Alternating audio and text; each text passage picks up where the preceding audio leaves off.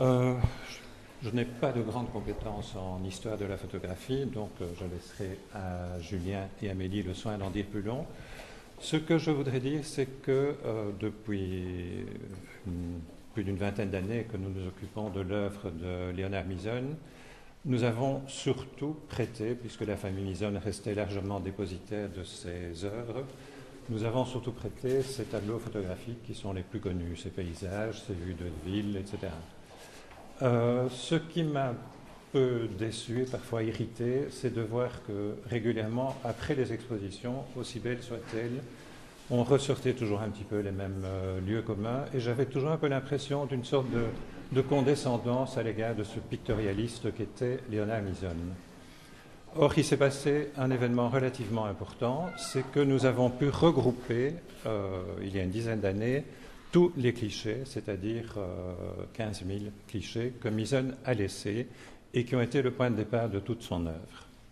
Il y a eu un autre événement, c'est le perfectionnement de la technique qui nous a permis de scanner ces négatifs. Actuellement, nous en avons fait 8 000, 9 000 à peu près. Ma cousine Véronique ici a été la cheville ouvrière de ce projet. Et nous avons découvert des choses tout de même relativement étonnantes, parce que cet homme qui n'était connu que par ses quasiment seuls paysages a eu bien d'autres regards dans son approche de la photographie. Et nous nous sommes rendus compte aussi que la plupart de ces prises de vue dataient de la fin du 19e, donc à partir de 1893, et majoritairement jusqu'en 1920. Donc, une sorte de réflexion s'est faite en disant mais c'est très très curieux, cet homme, on ne montre toujours que la même chose, on finit par dire qu'il était un pictorialiste après la lettre parce qu'effectivement dans les années 30, poussé par le succès qui était le sien à l'époque, il a refait des sujets qu'il avait fait antérieurement. Ici nous avons une chance folle, c'est que maintenant nous avons une chronologie exacte laissée par le photographe.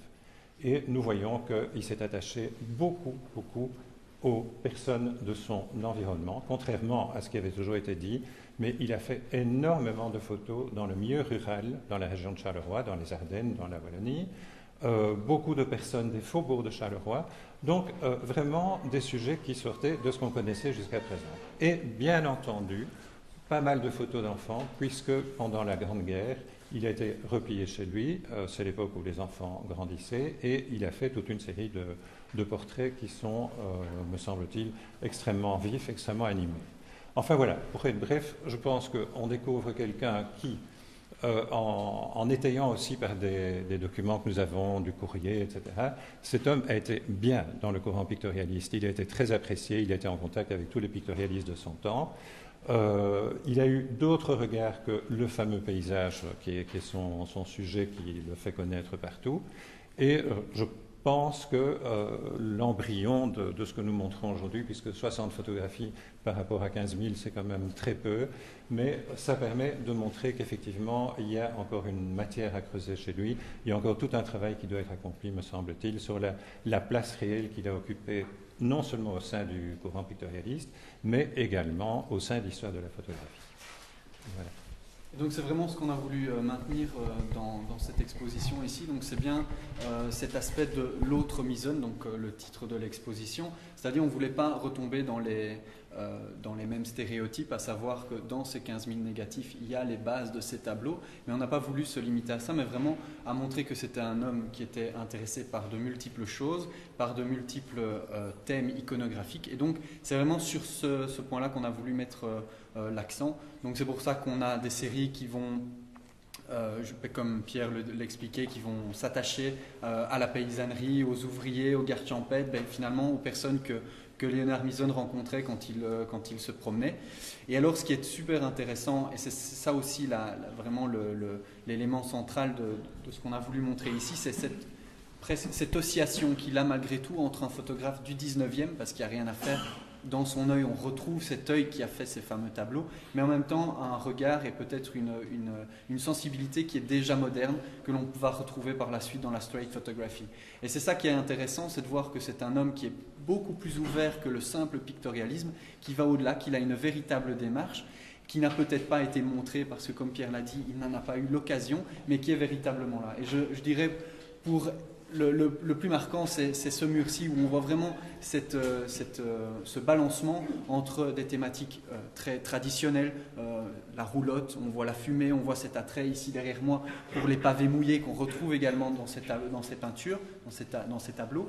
Et en même temps, on retrouve des dynamiques très modernes avec la présence du métal, avec des compositions très simples, très brutes, presque minimalistes. Et donc c'est vraiment cet élément-là. Et puis il y a également d'autres éléments comme la famille.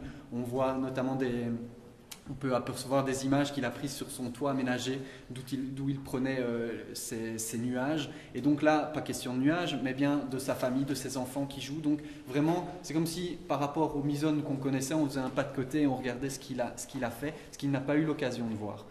Et je rajouterais, mais ça Amélie va en parler, donc il y a cette exposition qui est 60-70 photographies. On vous en présente un tout petit peu plus dans un livre qui complète l'exposition et que Amélie va vous présenter. Pardon, excusez-moi.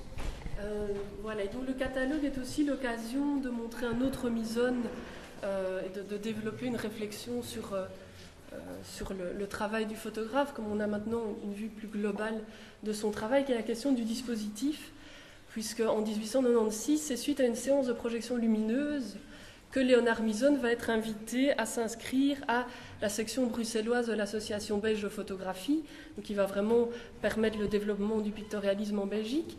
Et c'est suite donc à ces séances de projection qu'il va commencer à exposer.